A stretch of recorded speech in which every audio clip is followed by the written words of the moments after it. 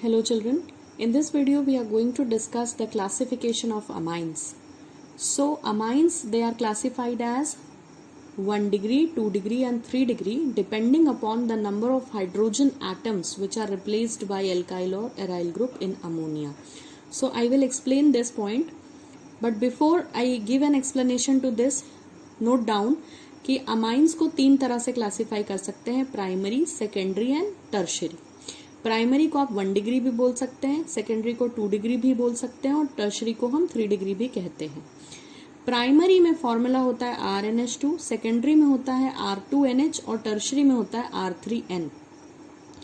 मैंने आपको introductory video में बता चुका है ऑलरेडी कि प्राइमरी, सेकेंडरी और टर्शरी अमाइंस जो है वो अमोनिया से डिराइव होते हैं. ठीक है, तो इनको जो है बहुत इजीली आप याद रख सकते हैं.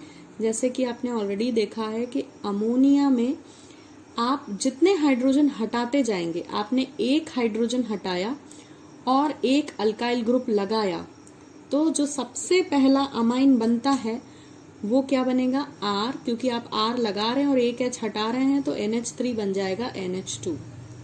ठीक है, तो पढ़िए यहाँ पे क्या लिखा था, 1, 2 और 3 डिग्री बोलेंगे डिपेंडिंग अपॉन कितना हाइड्रोजन हटाया है. एक हाइड्रोजन हटाया है, ठीक है, और एक अल्काइल ग्रुप लगाया है तो उसे बोल दें 1 डिग्री अमाइन. ठीक है, अगर एक हाइड्रोजन रिमूव किया, क्योंकि हमने क्या बोला कि क्लासिफिकेशन किस पर बेस्ड है, इस पर बेस्ड है कि आपने कितने हाइड्रोजन हटाए हैं और उनकी जगह कितने अल्काइल या एराइल ग्रुप लगाए हैं.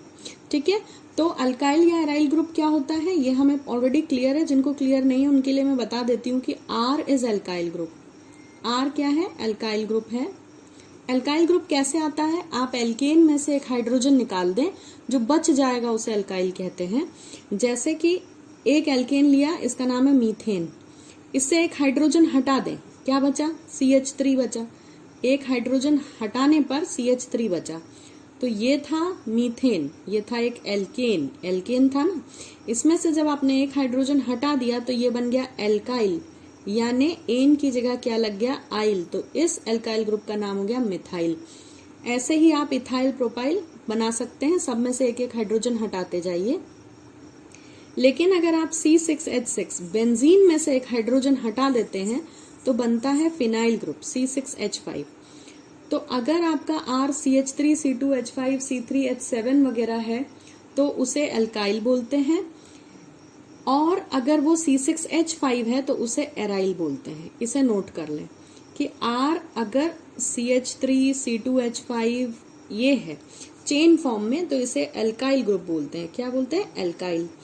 या आप इसे एलिफेटिक भी बोल सकते हैं. ठीक है, कंफ्यूज नहीं करना है, एलिफेटिक और अल्काइल एक ही बात है.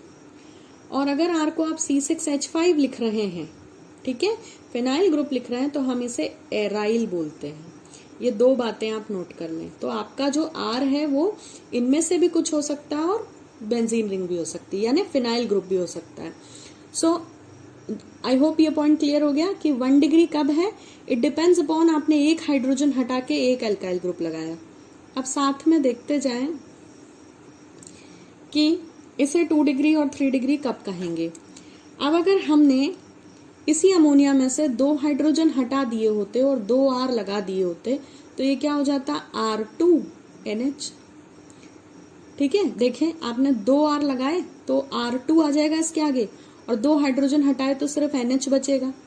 तो जब आपने 2 हाइड्रोजन हटाए तो इसे हम 2 डिग्री बोलेंगे. फिर से वो पॉइंट क्लियर हो गया. इसके बाद थर्ड स्टेप देखें, अगर आपने तीनों हाइड्रोजन हटा दिए और आपने 3 R लगा दिए, ठीक है, तो ये क्या कहला जाएगा? R3, क्योंकि 3 R आ गए और आपने तीनों हाइड्रोजन हटा दिए तो सिर्फ बचा N. तो जब आपने 3 हाइड्रोजन हटाकर 3 अल्काइल ग्रुप लगाए तो इसे टर्शरी बोलेंगे या 3 डिग्री बोलेंगे. तो ये क्लासिफिकेशन इस बेसिस पर है कि आपने एक हाइड्रोजन हटाया तो प्राइमरी बोल दे, 2 हटाए तो सेकेंडरी बोल दें और 3 हटा दिए तो टर्शरी बोल सकते हैं. ठीक है, तो हमारा कंक्लूजन क्या निकलता है कि जो हम पहले भी समझ चुके हैं कि जो अमाइंस हैं वो अमोनिया से डेराइव्ड हैं, that is why they are called as ammonia derivatives. और आप सिंपली क्या करते जाइए, अमोनिया में से H निकालते जाइए और R लगाते जाइए. ये बन गया 1 डिग्री.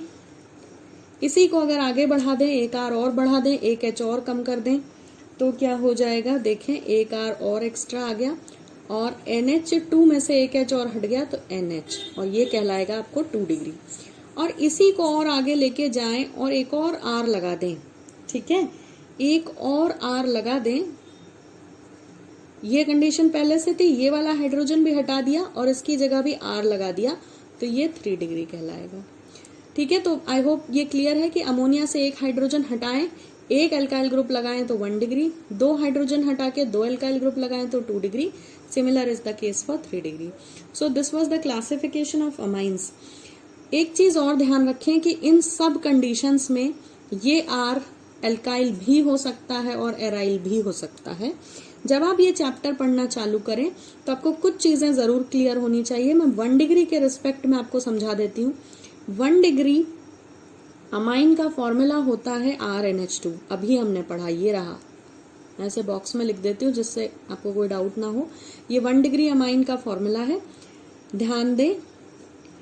इसे मैं एल्काइल अमाइन या एराइल अमाइन किस बेसिस पे कह सकती हूँ, या मैं इसे एल्काइल को मैंने कहा था आप एलिफेटिक भी कह सकते हैं और एराइल को आप एरोमेटिक भी कह सकते हैं। ठीक है, तो अगर आप एलिफेटिक अमाइन लेते हैं यानी आपका R क्या है, एल्काइल है, तो हम एग्जाम्पल पढ़ लेंगे एक, और अगर आपका R एरोमेटिक है यानी C6H5 है तो भी हम एक एग्जाम्पल ले लेते हैं।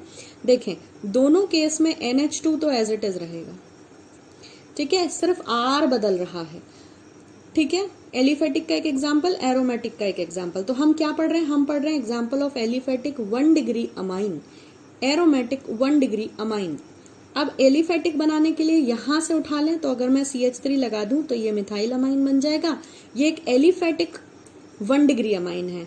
और अगर मैं R की जगह C6H5 ले लूं, C6H5 जिसको हम ऐसे भी लिख सकते हैं, इसका नाम होता है एनिलीन, तो ये एक बहुत इंपॉर्टेंट एरोमेटिक कंपाउंड है, एक 1 डिग्री एरोमेटिक अमाइन है। 3 वर्ड बोले हैं मैंने, ध्यान दें, ये भी 1 डिग्री, ये भी 1 डिग्री। अंतर क्या हुआ, 1 डिग्री क्यों बोल रहे हैं, क्योंकि दोनों में NH2 ग्रुप है इसलिए 1 डिग्री है।